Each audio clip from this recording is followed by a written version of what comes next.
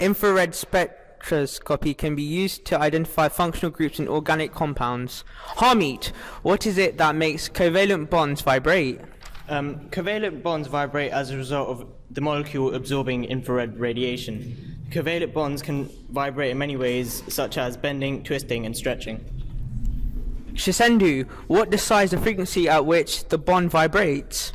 Every bond vibrates at its own unique, different frequency. The amount of vibration depends on the bond strength, the bond length, and the mass, that's molecular mass, of each atom involved in the bond. Devinder, how does an infrared spectrometer work? It works as a beam of infrared radiation is passed through a sample of material under investigation. The beam frequency ranges of the infrared region, and the absorbed energies can be then displayed as an infrared spectrum. With this, we can analyze and determine the compound's chemical structure. Mr. Hardwick, what should we look for when we interpret an infrared spectrum? There's usually one peak, okay, and remember the peaks point downwards. There's usually one peak which corresponds to a functional group. So, for example, it could be the carbonyl group, and that would tell you that the organic compound is a carbonyl compound. And which functional groups can be identified? Well, the ones on the data sheet are alcohol, carbonyl compound, amine. There is all sorts of different functional groups, and each one's got a characteristic frequency where you get a peak.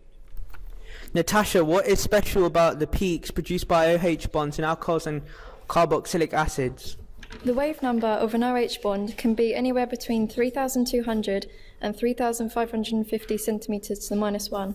This means that they show up as being more broad and curved on a spectrometer than other bonds. Ratna, what is the fingerprint region and how is it used? On the right-hand side of the computer database, the fingerprint region is shown.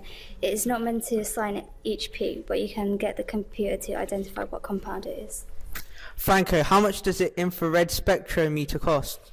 The price range can range from $10,000 for a basic model to well over $250,000. Sunny, talk us through this infrared spectrum of methanol. Methanol is CH3OH. You have a wide peak of 3,230 to 3,500, and you have a thin peak, a very thin peak from 3,200 to 3,400. Aisha, what are the main features of the IR spectrum of propanoic acid? It has two key peaks, one narrow and one broad.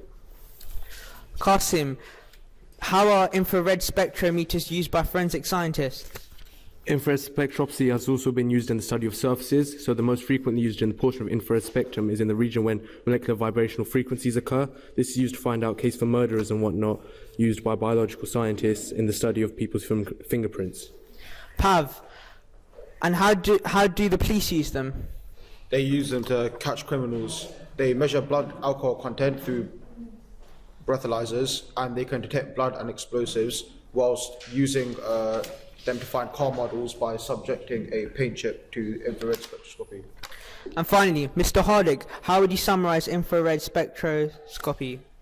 So I would say that infrared spectroscopy can be used to find out what functional groups there are in your organic compound, and that can be used in conjunction with other types of spectroscopy like mass spectroscopy to enable scientists to have a guess at what compound it actually is.